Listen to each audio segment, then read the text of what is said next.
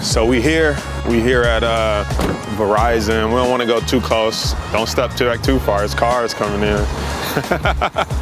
I don't want my man Antonio behind the camera to get hit by a car. But wanted to kind of share like why this company and this store was somewhat important in my journey.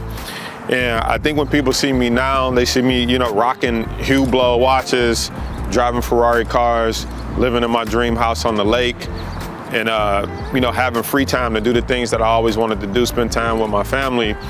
People see the now, but they don't necessarily fully know where you came from. So I wanted to kind of take you back and talk about that story. So before all of this, what most people don't know is when I was making like $100,000 day trading, like $100,000 a year day trading, there was one year where I risked a lot of money and lost it all. And I actually had to move back home with my mom. I had to move back in with my mom. That was a very humbling story. And so I had to go get a job. And my thought process, and hopefully this has helped some of you, my thought process back then was I was in debt. I had lost a lot of money. I owed some taxes and some other things. And so I was like, all right, I know it's going to take me about 5 years or whatever to get out of this situation. And so I was like, I need to find a job. And so my thought process was like, let me find a job where I can live off the hourly, but I get commission, and I would take the commission and invest it back into the stock market and get back into the game, all right? And if you hate your job, I really want you to pay attention because your mindset is everything. I didn't hate my job per se, but I hated the situation that I was in. I hated that I had a boss. I had to be within those four walls. I had to work weekends. I hated that. But it wasn't Verizon's fault. That was the contract I signed when I said I needed a job. They said, you need a job, this is what we need from you. We need you to work these hours, nights, weekends, there's retail, holidays. I said, cool, I need a job.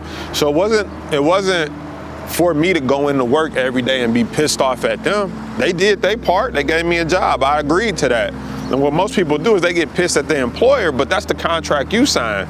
And if you don't like that contract, you gotta write a new one like I did. And so the way I looked at Verizon and the way I started thinking about it was, I was like, all right, I'm gonna use them like they using me, right? They need me to be here and work. I was like, well, I need them. So I'm gonna get all the commission I can get so I can get back into the stock market game. And so I actually was a better worker because I didn't like my job, or at least my situation per se. Like I said, they didn't do nothing to me. It was just me. I felt like I deserved more. And so I actually became a better worker because I was trying to move up the ladder, make more commission. I was also trying to raise my hourly rate up so that I would have more money to get in the stock market so I could actually get out of this situation. The other thing was I took a job where they had tuition reimbursement. And so I had left school. If you guys know, when I was day trading, making $100,000, I dropped out of school. Well, what happened was I knew it was gonna take me 3 to 5 years to get back on my feet, make this commission, get back into the investment game strong the way I wanted to. So they had tuition reimbursement. So I took advantage of tuition reimbursement, but except for this time, I knew what I wanted to get my degree in. I was like, all right, I'm gonna go to school for finance, and I'm gonna get a degree in finance because I love the stock market. I love learning how money works. I love learning how the industry works. So Verizon actually paid. I had a scholarship the first time, but I didn't finish engineering, so I never completed that program. I dropped out because I was stock trading, and then I got a job at Verizon, so I'm earning the hourly, I'm earning the commissions to get back in the game, and then I also took advantage of tuition reimbursement, and they actually ended up paying to get the second half of my degree, which is when I went back to get my finance degree, all right? So what's the lesson from all of this? Number one, your employer is not the enemy.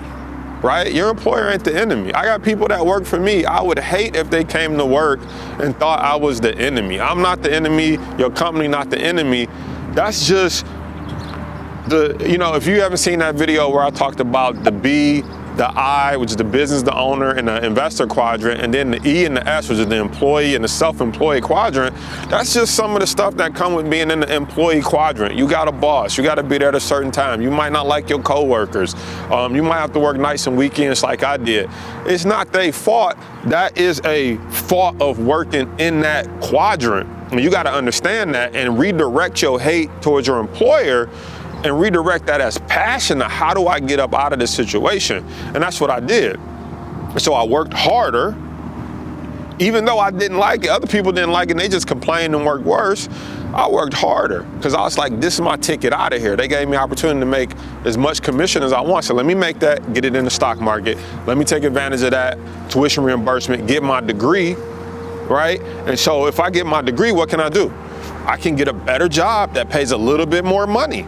And every time I moved and got a better job with a little bit more money, I eventually left here and went and worked for a major cable company and became a regional manager. But then my salary went up to about $110,000 a year, right?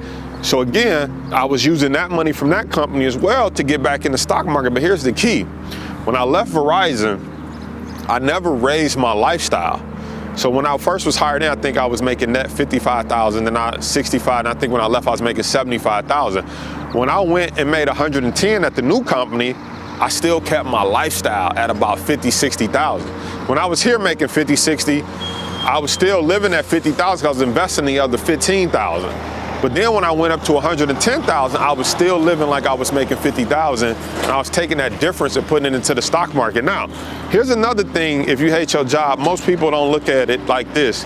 Here's what I was doing. I said, while I'm here, I'm working for these Fortune 500 companies. I'm gonna learn how to run a business. So I said, how do they operate? How do they schedule people? How do they manage inventory? How do they handle customer service, right? I said, let me learn from the inside, so that way when I leave, if I want to start my own business, I can start my own business, make as much money as I want, but they gave me the training to do it, right? Which is why I have $1 million business to this day, right? One of my businesses does over $1 million a year, but some of the stuff I've learned in that business, I learned from right here. Working at Verizon, working for Comcast, which is one of the major cable companies. So for me, I'm never bitter towards like my previous employers, because they in a time where I needed a job, they gave me a job. See, they only had one purpose. They was like, you want a job, we'll give you a job. They never said in the contract, oh, you want to be free, we'll give you that too. They never said you want to be rich, oh yeah, we'll help you out with that. They never said if you want to drive a Ferrari, a Lambo, live on the lake house, we'll help you with that. If you want financial independence, security for your company, that was never in the contract. The contract was, you want a job, we need a sales rep. You want a job, we need you to work weekends and nights. And guess what? I was like, yes, I can do that. Right? So ain't no need of me getting pissed when I'm like, oh, I gotta work weekends, can't spend time with my family. That was the contract I signed. But when I was ready for a new contract, it was like, okay, it's time to rewrite the rules on my terms, and that's what I did. So if you hate your job, if you don't like where you're at, one of the questions we always get, how do I get the money? I hate my job, I wanna leave my company. I'm asking you to rethink about how you think about your job. You don't hate your job, you hate the situation, typically. And you need to redirect that energy away from your employer and redirect that energy into studying our stock market course. Redirect that energy into learning how to trade options. Redirect that energy into getting your degree and moving up the corporate ladder to if you go hate it, you might as well get paid the most for hating it. That's how I thought. I said, well, let me get the degree and get another job. Why would you do that? Well, if I'm gonna hate it, I'm gonna get paid the most I can get paid for while I'm gonna be here hating it. But I'm also gonna be taking that hate money and I'm gonna be putting it over here doing something to give me freedom that's making me happy, right? And eventually, obviously, I was able to walk away from the company, but I can't tell you how much they poured into me from coaching, training, how to be a leader, how to lead people, sales, marketing, how to run a business, pay for my degree. I could go on and on and on. So I'm grateful for the company Verizon, grateful to the company Comcast, and I'm asking you to be grateful for the company that you had and redirect that energy and get your butt up and you go figure out how to get free. You go figure out how to get your nights and weekends back. You go figure out how to drive your dream car, because that ain't their problem. That's never was part of the contract when you signed it. So I hope this has been helpful. If it makes sense, give this video a thumbs up, leave a comment below. And I'll see you on the next one. Go after the dreams.